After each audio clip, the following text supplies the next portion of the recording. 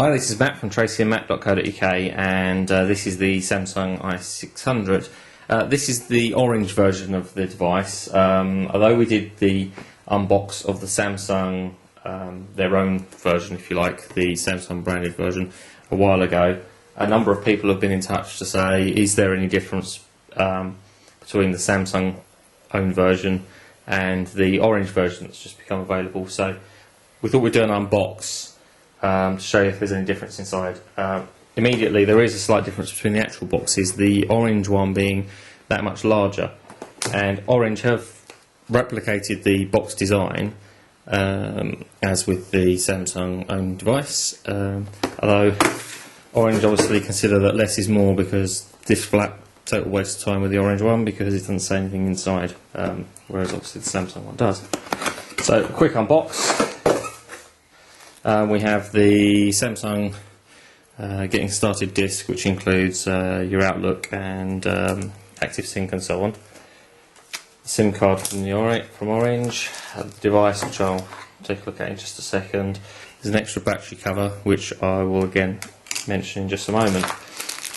We have the headset, which has got exactly the same as the other one, and has the proprietary connector on there, which is very small, thin, and kind of annoying because you need another adapter if you want to use your own headphones.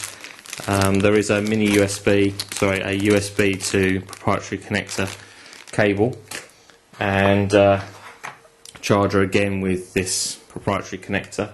Again, you get two batteries. Now, unlike the Samsung branded version, the Orange device comes with an extended battery and a standard battery. The extended battery being a bit thicker, and it also comes with a different battery charger case compartment thing. This is because it needs to accommodate the extended battery as well as the standard battery, so this is different. Okay, and as I mentioned just a moment ago, there is this second battery cover. Now, the reason for that being the one on the device is to accommodate the extended battery. Okay, so it's that much larger, wider, and so on.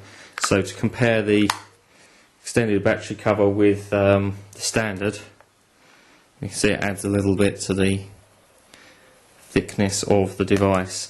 Otherwise, the devices look exactly the same. They really do. I know the pictures on the web of the Orange version looked like the device was grey, but it's not. It is exactly the same, pretty much in every respect there. But we're going to have a look at the software, see if Orange have done anything to the operating system and so on. I suspect they have. Recently they've been removing Messenger from all the devices, so we'll have a look at that, and we'll be back shortly. Okay, I'm back. I'm just literally powered the device on, and as you can see, it has the Orange home screen customization there, which, well, some love, some hate. I fall into the latter of the two there. I really don't like this Orange branded screen. It's easy to turn off, but just drives me up the wall. And if we look in the actual start menu, you can see that all the icons there, well, most of the icons there have been Orange branded. Again, really don't like that, so I'm looking for a way to remove that.